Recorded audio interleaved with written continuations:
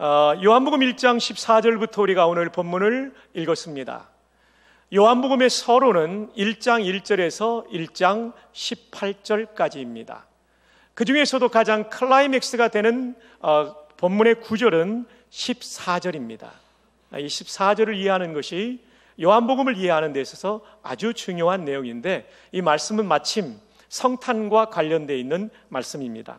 함께 우리 14절을 보신다면, 말씀이 육신이 되어, 이 부분을 먼저 우리가 상고해 보겠습니다. 말씀이 육신이 되어. 이 말씀이라고 하는 것은 도대체 무슨 뜻일까? 어떤 뜻을 가지고 있는 것일까? 이 물음을 우리는 먼저 던져야 됩니다. 이 말씀이라는 단어는 성경 원어인 그리스 말, 헬라 말에는 로고스라고 되어 있습니다. 한번 해볼까요? 로고스. 이 로고스라는 말은 다음과 같이 세 가지 의미를 가지고 있습니다. 첫 번째로는 헬라 철학에서는 우주를 움직이는 원리라는 것이죠. 그렇다면 요한복음 1장 1절에 나오는, 또는 1장 14절에 나오는 말씀이 육신이 되었다고 할 때 이 말씀도 우주를 움직이는 원리일까요? 아니죠. 이 말씀은 예수님을 가리키는 말이기 때문에 예수님은 원리 정도가 아닙니다. 그분은 인격적인 분입니다. 원리는 인격적이지 않아요. 신학에서 말할 때 인격적이라고 할 때는 지성과 감성과 의지를 가진 존재입니다. 한번 따라합시다. 신학에서 인격적이라는 말은 지성과 감성과 의지를 가진 존재를 말한다. 옆에 사람에게 한번 설명해 주세요. 시작. 신학에서 인격적이라는 말은 지성과 감성과 의지를 가진 존재를 말한다. 하나님이 인격적이세요. 지정의를 가지고 계시고 사람도 지정의를 가지고 있어요. 그러나 원리 자체는 지정의가 없습니다. 따라서 헬라 철학에서 말하는 우주를 움직이는 원리라는 차원에서의 로고스는 아닙니다.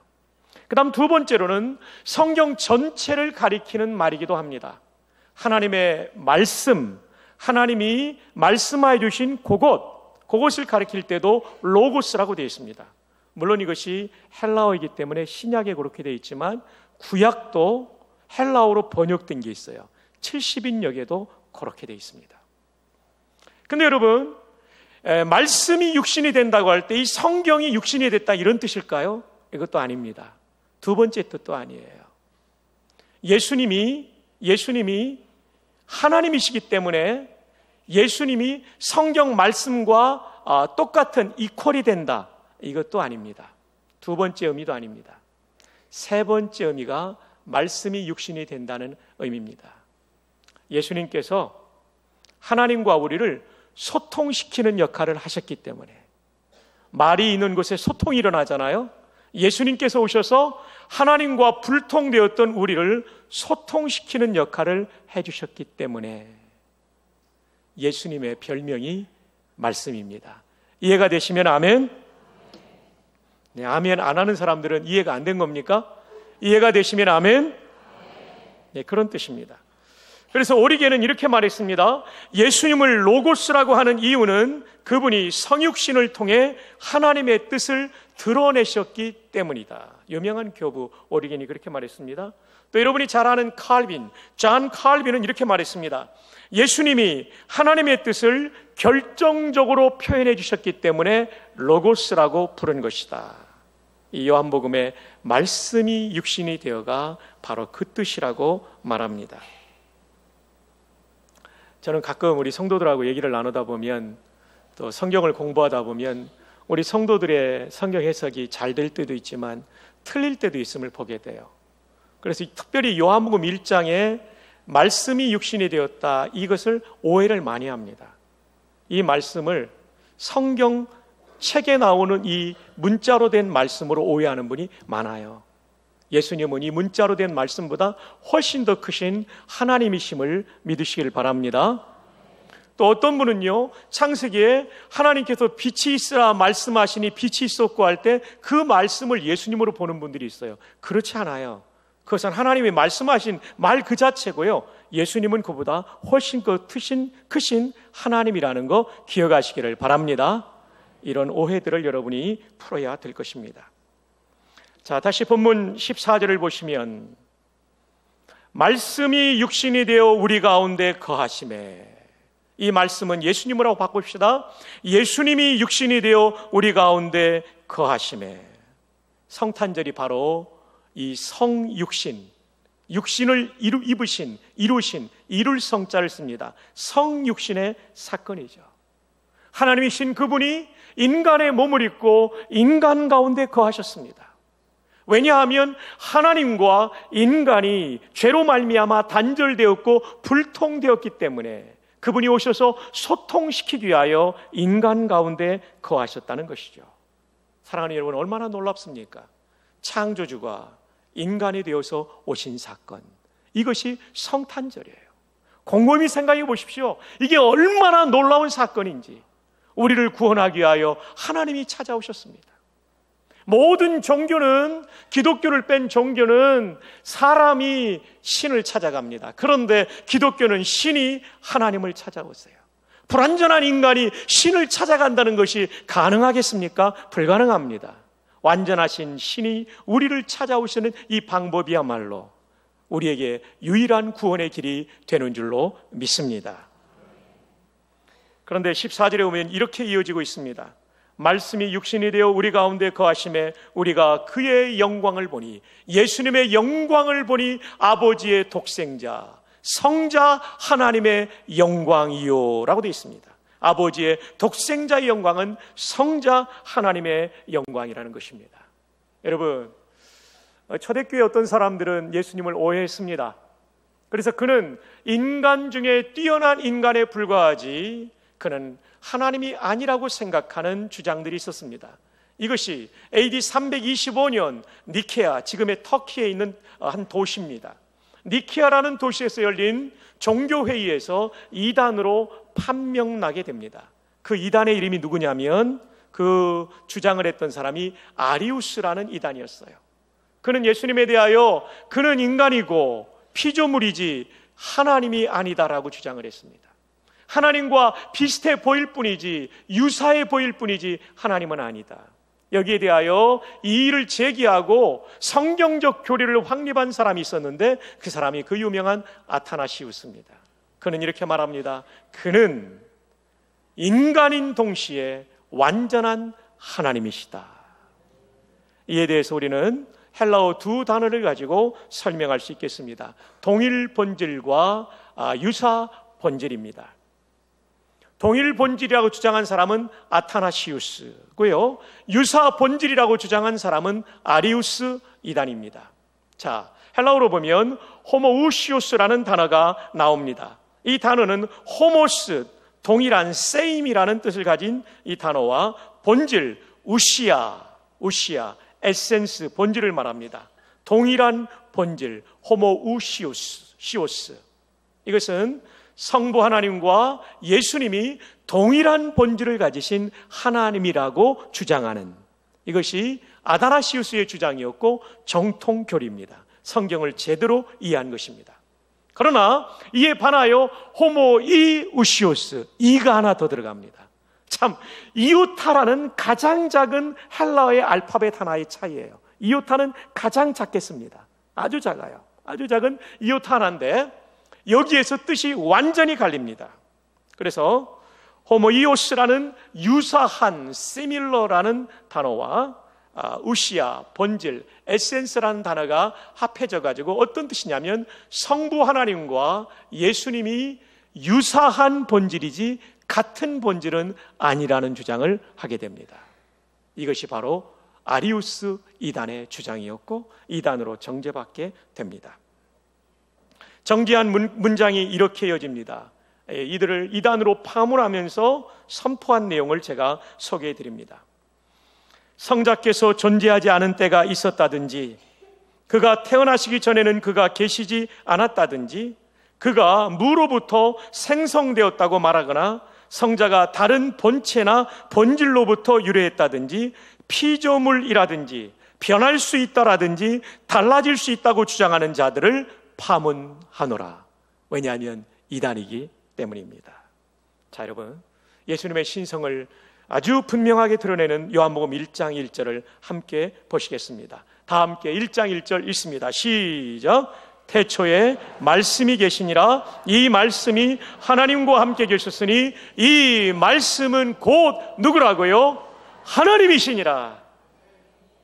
말씀이 예수님에 대한 표현인데 예수님은 곧 하나님이십니다. 할렐루야. 네, 그렇습니다. 여러분에게 좀 더 분명하게 설명드리기 위해서 헬라어 원어 성경으로 한번 읽어드릴게요. 여러분들께서 제가 와서 하도 헬라어를 많이 해서 우리 교회 성도들은 이제 헬라어가 눈에 익숙하다고 저는 믿습니다. 한번 읽어드릴게요. 엔 아르케, 태초에 라는 뜻입니다. 그 다음에 빨간색으로 나오는 엔이라는 단어는 비동사 미완료형입니다. 미완료형은 영어의 현재 완료 계속용법입니다. 현재 완료는 과거에 이루어진 일이 현재까지 계속되는 것입니다. 그래서 태초에 엔 호 로고스, 이 비동사는 존재의 동사잖아요. 있다라는 얘기잖아요. 호 로고스가 말씀이에요. 그 말씀이 태초 이전부터 있어 왔다. 이게 정확한 번역입니다. 우리말 번역보다 이게 더 정확합니다. 카이, 그리고 호 로고스, 그 말씀이 엔 있어 왔다. 존재해 왔다. 태초 이전부터 프로스, 누구누구를 향하여라는 전치사예요. 누구를 향하냐면 톤, 데온, 하나님을 향하여 계셔 왔다는 겁니다. 그러니까 성부와 성자가 따로 떨어져 계신 것이 아니라 함께 모여 앉아서 얼굴을 마주 대하면서 교제하면서 태초 이전부터 하나님의 경륜을 의논하며 계셨다는 거예요. 이해되시면 아멘. 그리고 또 이어집니다. 카이. 지워버리니까 안 보였습니다. 데오스, 하나님이신데 누가 그 하나님이시냐면 엔, 이셔왔다. 하나님이셔왔다. 호 로고스, 그 말씀이 태초 이전부터 하나님이셔왔다. 우리말 성경은 이렇게 되어 있죠. 태초에 말씀이 계시니라. 이 말씀이 하나님과 함께 계셨으니 이 말씀은 곧 하나님이시니라. 현재적 의미로만 보입니다. 그러나 원문으로 보면 이것이 현재 완료의 의미로 보이고 있어요. 과거부터 지금까지 태초 이전부터 그분은 하나님이셨고 성부 하나님과 함께 대면하며 경륜을 의논하고 계셨던 하나님이십니다. 그러므로 예수 그리스도가 인간에 불과하다가는 주장, 신성을 거부하는 주장은 모두가 이단이라는 것을 확신하기를 주님의 이름으로 축복합니다. 너무 중요합니다. AD 325년의 니케아 종교회의가 왜 중요합니까? 거기서 비로소 예수님의 양성, 신성과 인성이 성경의 가르침이라는 것을 공인하게 된 것이죠. 그러면 예수님은 왜 신성을 완전히 가지시고 인성을 완전히 가지셔야만 했는가? 그 이유는 우리의 구주가 되기 위해서는 그래야만 했습니다. 왜냐하면 우리의 구주가 되기 위해서는 인간의 죄를 대신하여 제물되어야 되는데 인간의 몸을 입어야만 제물이 될 수 있고요. 그런데 모든 사람이 죄인이기 때문에 죄 없는 인간이 되기 위해서는 하나님이신 그분이 인간의 몸을 입어야 했던 것입니다. 그래서 조금 전에 우리가 부른 찬송에 여호와의 말씀이 육신을 입어 날 구원할, 따라합시다, 구주가 되셨도다. 우리의 구주가 되기 위하여 하나님이신 그분이 신성에 조금도 손상을 입지 않고 인간의 몸을 입으신 것입니다. 예수님의 신성에 대해서 우리가 지금 14절까지 보았는데 15절에 또 이렇게 말씀하고 있어요. 이건 세례 요한의 얘기입니다. 자매들이 한번 읽어주세요. 시작. 요한이 그에 대하여 증언하여 외쳐 이르되 내가 전에 말하기를 내 뒤에 오시는 이가 나보다 앞선 것은 나보다 먼저 계심이라 한 것이 이 사람을 가리킴이라 하니라. 여러분에게 질문 드립니다. 지금 세례 요한이 예수님 보고 나보다 먼저 있었다고 그래요. 그런데 실제적으로 태어날 때는 요한이 먼저 태어났습니까? 예수님이 먼저 태어났습니까? 여러분, 맞아요. 얼마나 먼저 태어났죠? 와, 여러분 고마워요. 6년이 아니고 6개월밖에 안 돼요. 그런데 세례 요한이 말합니다. 내가 6개월 먼저 태어났지만 예수님은 나보다 먼저 있었다. 이게 무슨 말이에요?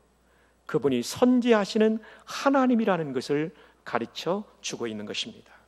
그렇습니다. 그분은 이 땅에 그 어떤 인간보다도 먼저 계셨던, 영원전부터 계셨던 하나님이시라는 것을 여러분 꼭 믿으시기를 축복합니다. 그리고 16절은 그분의 신성에 대해서 이렇게 설명합니다. 요한복음 1장 16절, 우리가 다 그의 충만한 데서 받으니 은혜 위에 은혜라. 우리가 은혜를 받는데 어디서 받냐면 그의 충만한 데서. 예수님의 충만함은 뭐를 가리킬까요? 저는 골로새 2장 9절에서 답을 찾았습니다. 그 안에는 신성의 모든 충만이 육체로 거하시고. 기가 막히지 않습니까?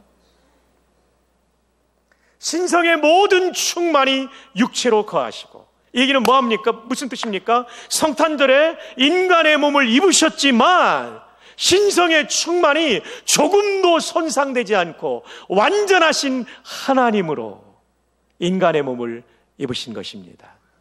아멘. 이게 성육신의 의미입니다. 그러면서 이렇게 말합니다. 그분이 우리에게 주신 것은 뭐냐면 1장 16절 하반절에 은혜 위에 은혜라. 최고의 은혜를 우리에게 주셨다라고 말씀합니다. 그게 뭘까요? 그 다음 절이 또 설명합니다. 17절, 율법은 모세로 말미암아 주어진 것이요 은혜와 진리는 예수 그리스도로 말미암아 온 것이라. 은혜와 율법을 대조하고 있어요. 자, 이것을 설명하기 위해서는 로마서 3장을 보아야 되겠습니다.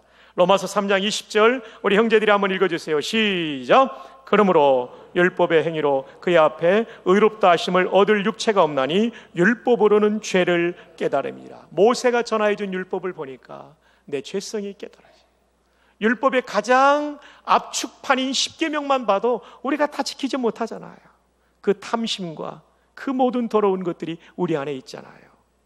그래서 율법을 통해서는 죄를 깨닫지 율법을 다 지킬 수 있는 인간은 한 명도 없습니다. 이것이 저를 포함한 우리 모두의 현 상황입니다. 그런데 21절, 이제는 예수님이 오신 이제는 율법 외에, 율법을 지켜 구원받는 의로워지는 것 외에 하나님의 한 의가 나타났으니 율법과 선지자들에게 증거를 받은 것이라. 율법과 선지자는 구약 성경을 말합니다. 구약의 예언을 따른 것이다. 22절, 곧 예수 그리스도를 믿음으로 말미암아 모든 믿는 자에게 미치는 하나님의 의인이 차별이 없느니라.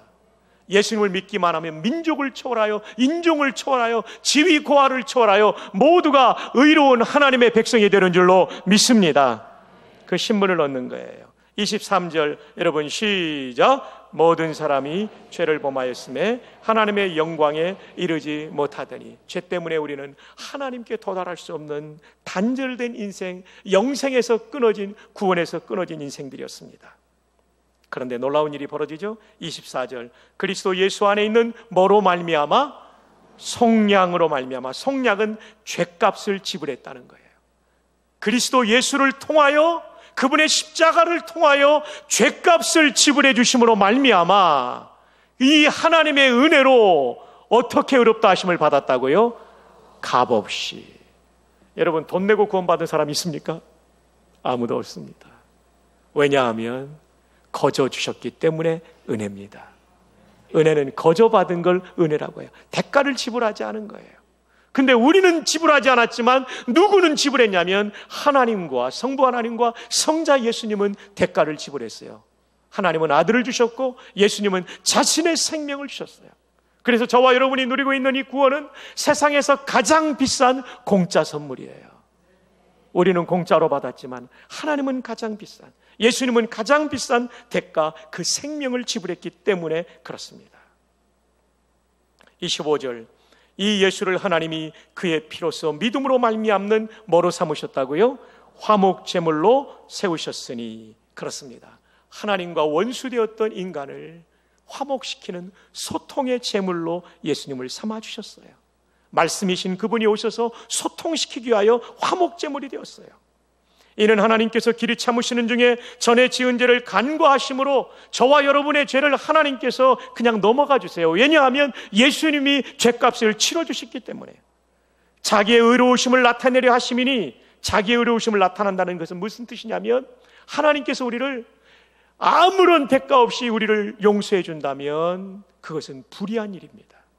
그런데 하나님이 자기 아들을 죗값을 치르는 제물로 삼았기 때문에 하나님의 공의의 법을 이루셨기 때문에 자기의 의로우심을 나타내신 거예요.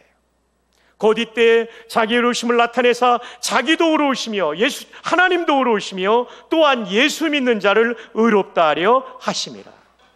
우리의 상태가 의로운 것이 아니라 예수님의 십자가의 은혜로 말미암아 우리는 그 은혜 때문에 의로운 존재가 되었습니다. 할렐루야. 이 일이 있기 위하여 예수님께서 성탄에 오신 것입니다. 얼마나 놀라운 은혜입니까? 그래서 27절에 이렇게 말합니다. 그런즉 자랑할 때가 어디냐? 있을 수가 없느니라. 무슨 법으로냐 행위로냐? 아니라 오직 믿음의 뭐라고요? 법으로니라. 믿음의 법으로니라. 십자가가 하나님의 은혜라면 십자가를 믿음으로 구원받는다는 것은 진리라고 할 수 있어요. 그래서 하나님이 우리에게 주신 것은 은혜와 진리입니다. 이 은혜는 뭐냐면 십자가의 은혜라고 말한다면 이 진리는 믿음의 법, 믿으면 구원한다는 진리를 가리키는 것입니다. 이 놀라운 은혜와 진리를 성탄의 주인공 되신 주님께서 우리 모두에게 주셨다는 사실을 믿으시기를 바랍니다. 너무나 놀라운 일이죠.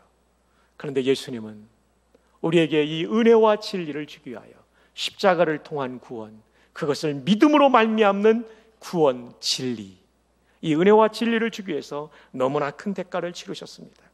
고린도서 8장 9절은 이렇게 설명합니다. 다 함께 읽어봅시다. 시작. 우리 주 예수 그리스도의 은혜를 너희가 알거니와 부요하신 이로써 가난하게 되심은 그의 가난함으로 말미암아 너희를 부요하게 하려 하심이라.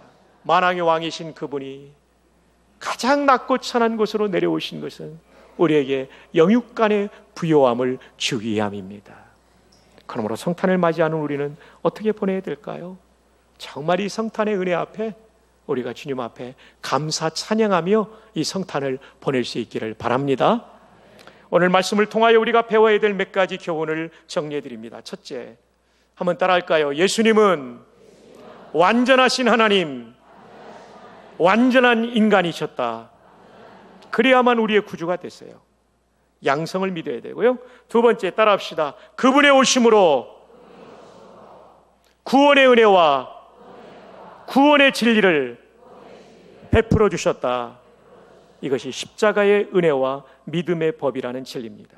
세 번째, 그분의 오심으로 우리는 하나님을 알게 되었다. 이것이 요한복음 1장 18절, 본래 하나님을 본 사람이 없을 때 아버지 품속에 있는 독생하신 하나님이 나타내셨느니라. 이 놀라운 은혜가 성탄입니다. 선물을 교환하고 식구들끼리 맛있는 음식을 먹는, 외식하는 것, 그 정도의 기쁨이 아니라 우리가 메리 크리스마스라고 외칠 때는 인류 역사의 가장 중요한 구원 사건이 시작되는 그 일이 있기 때문에 메리 크리스마스가 되는 것입니다. 그럼 우리는 어떻게 살아야 될까요? 요한복음 1장의 뒷부분에 보면 이런 표현들이 많이 나와요. 예수님을 증언했다라는 표현이 나와요. 자, 우리 한번 요한복음 1장 한번 보실까요? 29절. 이튿날 요한이 예수께서 자기에게 나오심을 보고 이르되 보라, 세상 죄를 지고 가는 하나님의 어린 양이로다. 사람들이 준비한 양이 아니라 하나님이 준비한 양, 속죄 제물, 그분이 완전한 구주가 되신다는 뜻이죠. 시간 관계상 34절로 넘어갑니다. 내가 보고 그가 하나님의 아들이심을 뭐 했다고요? 증언하였노라. 증언, 요즘 말로 하면 전도했다는 것이죠. 세례 요한의 얘기입니다. 그 다음에는 세례 요한의 제자 중 하나가 예수님을 따르게 되죠. 두 명이 따르는데 그 중에 하나가 이렇게 말합니다. 그 사람이 바로 베드로의 형인 안드레입니다. 자, 요한복음 1장 41절, 자매들 시작. 그가 먼저 자기의 형제 시몬을 찾아 말하되 우리가 메시아를 만났다 하고, 메시아는 번역하면 그리스도라. 히브리어와 아람어로 메시아, 그리스 말로 그리스도, 우리말로 하면 구주라는 뜻입니다. 이 사람이 구주를 만났다라고 말하죠.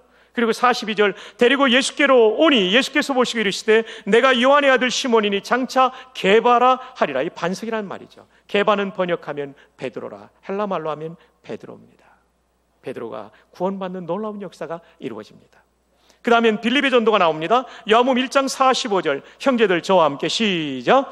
빌립이 나다나엘을 찾아 이르되 모세가 율법에 기록하였고 여러 선지자가 기록한 그 일을 우리가 만났으니 요셉의 아들 나사렛 예수니라.